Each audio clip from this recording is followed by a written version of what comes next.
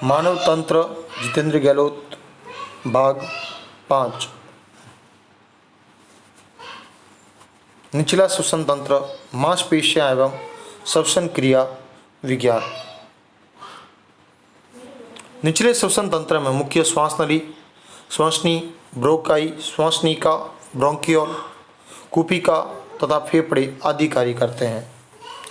श्वास नली करीब 5 इंच लंबी नली होती है जो ऊपरी भाग ग्रसनी तथा ग्रसनी से जुड़ी होती है और इन दोनों ग्रसनी व श्वास नली के मध्य ही लैरिक्स तंत्र पाया जाता है जो कूट स्तरीय पक्षाभी स्तंभाकार उपकला अर्थात सी आकार के छल्लों से घिरा होता है। ये छल्ले श्वास नली को आपस में चिपकने से रोकते हैं और ये सदैव श्वास नली को खुला रखने में मदद करते हैं। इन्हीं के कारण हवा की अत्यधिक दाब होने पर भी श्वास नली पिचकती नहीं है अर्थात चिपकती नहीं है। श्वास नली स्वर यंत्र को ब्रोंकाई अर्थात श्वसनी से मिलाती है, वहीं श्वास को गर्दन से वक्ष स्थल तक पहुंचाने का कार्य करती है। वक्ष गुहा में पहुंचकर जैसे कि आप देख सकते हैं यहाँ लैरिक्स से जब नीचे की तरफ हम वायु प्रविष्ट करेगी तो ये जो भाग है ये श्वास नली के नाम से जाना जाता है। श्वास नली दाहिनी और बाईं और 2 भागों में विभक्त होती है और अपनी तरफ के फेफड़ों में प्रविष्ट हो जाती है।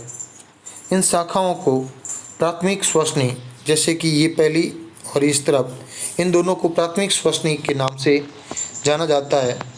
श्वास नली में उपस्थित ये उपकला श्लेष्मा का निर्माण करती है अर्थात जैसे कि हमारे नाक के अंतर्गत भी यदि नथुनों में देखा जाए तो हल्का हल्का लाल रंग की एक संरचना दिखती है जो कि धूल के साथ आने वाले कणों को चिपका देती है। उसी प्रकार यहाँ पर भी श्लेष्मा पाया जाता है। ये भी वायु के साथ आने वाले कणों को यहीं पर चिपका कर शुद्ध करने में वायु को शुद्ध करने में मदद करती है और शुद्ध वायु को फेफड़ों की ओर अग्रेसित करती है। वहीं ये प्राथमिक श्वसनी से जुड़ी हुई छोटी छोटी भाग ये द्वितीयक श्वसनी के नाम से जाने जाते हैं। वहीं ये द्वितीयक श्वसनी जैसे आगे अन्य भागों में विभक्त होती है, इन्हें तृतीयक श्वसनी के नाम से जाना जाता है।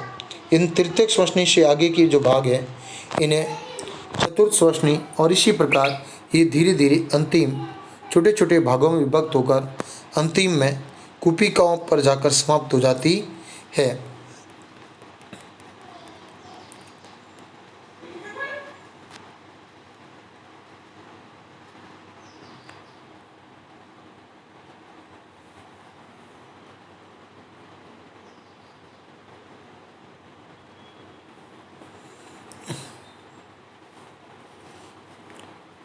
श्वास नली अर्थात श्वसनिका ब्रोंकियोल।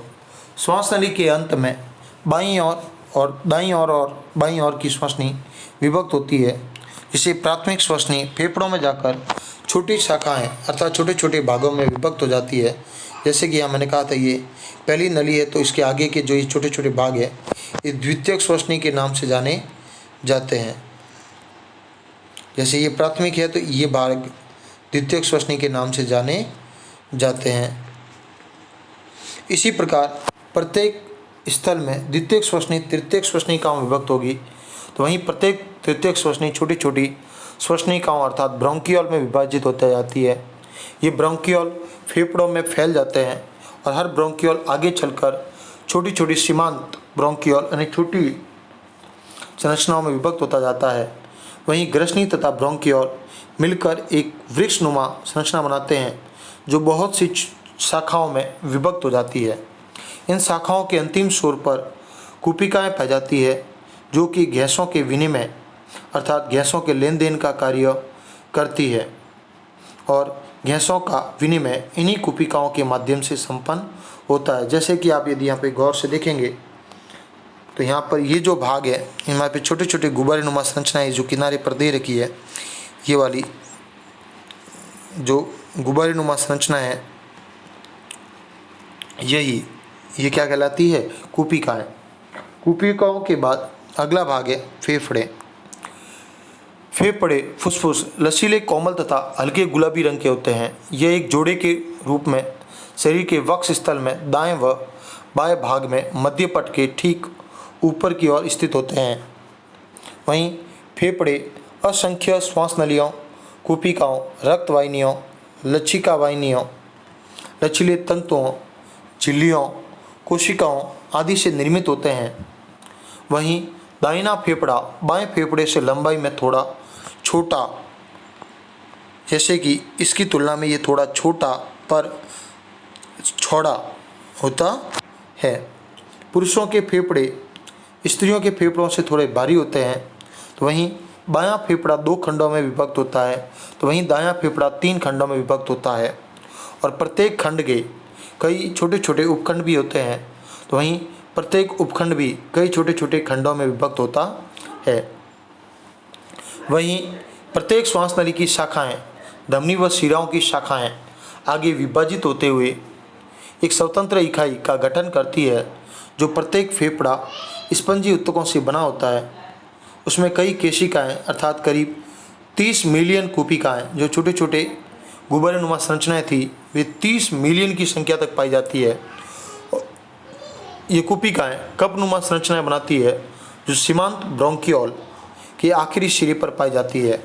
सीमांत ब्रोंकियोल का मतलब यहाँ पे था कि जैसे कि आप यहाँ देख सकते हैं, इसका जो अंतिम सिरा है वह यहाँ पर जो भाग है, ये ब्रोंकियोल के अंतिम सिरे अर्थात जो उसका अंतिम भाग है,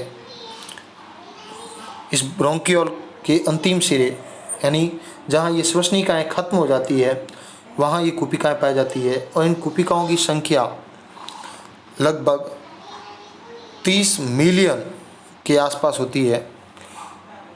कूपिकाएँ संरचनानुमा स्थित होती है, जो सीमांत ब्रोंकियोल के आखिरी सिरे पर पाई जाती है। यह असंख्य केशिकाओं से घिरा होता है। वहीं कूपिका में छलकी उपकला की पंक्तियों में पाई जाती है, जो केशिका में प्रवाहित रुधिर से गैसों के विनिमय में भी मदद करती है। श्वसन मांसपेशियाँ। श्वसन मांसपेशियाँ फेफड़ों में गैसों के विनिमय हेतु कुछ मांसपेशियों की आवश्यकता होती है। ये मांसपेशियाँ श्वसन को लेने व छोड़ने में मदद करती है, अर्थात मुख्य रूप से श्वसन के लिए मध्यपट या डायफ्राम उत्तरदायी होता है। क्योंकि जब डायफ्राम पिचकता है तो अंदर हवा का दबाव अत्यधिक हो जाता है और बाहर का दबाव, वायुमंडलीय दबाव कम होने के कारण वायु फेफड़ों से बाहर की तरफ प्रवेश करती है। तो वहीं जब डायफ्राम खुलता है तो खुलने पर अंदर का दबाव कम हो जाता है, जिससे वायुमंडल का दाब अधिक होता है। तो वायुमंडल से फेफड़ों की ओर प्रवेश करती है। इस प्रकार ये डायफ्राम वायु को ग्रहण करने व छोड़ने के लिए उत्तरदायी होता है। मध्यपट कंकाल पेशी से बनी एक पतली झिल्लीनुमा संरचना है, जो वक्ष स्थल की सतह पर पाई जाती है। मध्यपट के संकुचन से वायु नासिका से होते ही फेफड़ों के अंदर प्रविष्ट होती है तथा शिथिलन से वायु फेफड़ों के बाहर निकलती है। इसके अतिरिक्त पसलियों में विशेष प्रकार की मांसपेशियाँ पाई जाती है, जो मध्यपट के संकुचन व शिथिलन में भी मदद करती है। वहीं श्वसन का क्रिया विज्ञान। फुसफुसीय वायु संचालन फेफड़ों में वायु के अंदर आने व बाहर निकलने की एक ऐसी प्रक्रिया है जो गैसीय विनिमय को सहज अर्थात सरल बनाती है। इस वायु संचालन के लिए श्वसन तंत्र वायुमंडल तथा कूपिकाओं के मध्य ऋणात्मक दबाव प्रवणता अर्थात दबाव हम जहाँ जिस तरफ अधिक होगा तो गति हमेशा उच्च दाब से निम्न दाब की ओर होती है। तो इसलिए जब अंदर का दबाव अधिक होगा तो वायु शरीर के अंदर से बाहर की तरफ, वहीं वायुमंडल का दबाव अधिक होने पर वायुमंडल से वायु शरीर में प्रविष्ट करती है तथा मध्यपट के संकुचन का उपयोग करती है। इस कारण वायुमंडल में से अधिक दबाव वाली वायु फेफड़ों में प्रविष्ट हो जाती है। वहीं श्वसन के क्रिया विज्ञान को 2 भागों में या 2 स्तर पर संपादित माना जा सकता है। पहला स्तर बाह्य श्वसन। बाह्य स्तर का श्वसन का मतलब होता है वायुमंडल से वायु को कूपिकाओं तक लाना व कूपिकाओं से वायु को पुनः वायुमंडल तक छोड़ देना। इसमें गैसों का विनिमय हवा से भरी कूपिकाओं तथा केशिकाओं में प्रवाहित रक्त के मध्य गैसों के आंशिक दबाव के अंतर के कारण होता है। वहीं आंतरिक श्वसन, इसमें गैसों का विनिमय केशिकाओं में प्रवाहित रक्त तथा ऊतकों के मध्य विसरण के माध्यम से होता है।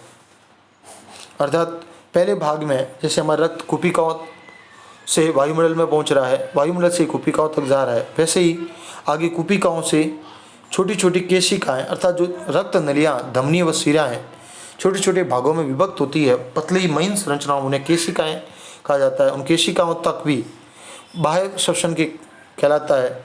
और उन केशिकाओं के बाद जब रक्त ऊतकों में मध्य विसरण करता है अर्थात खुले में विसरण करता है, उस भाग को आंतरिक श्वसन के नाम से भी जाना जाता है। इसी प्रकार धन्यवाद।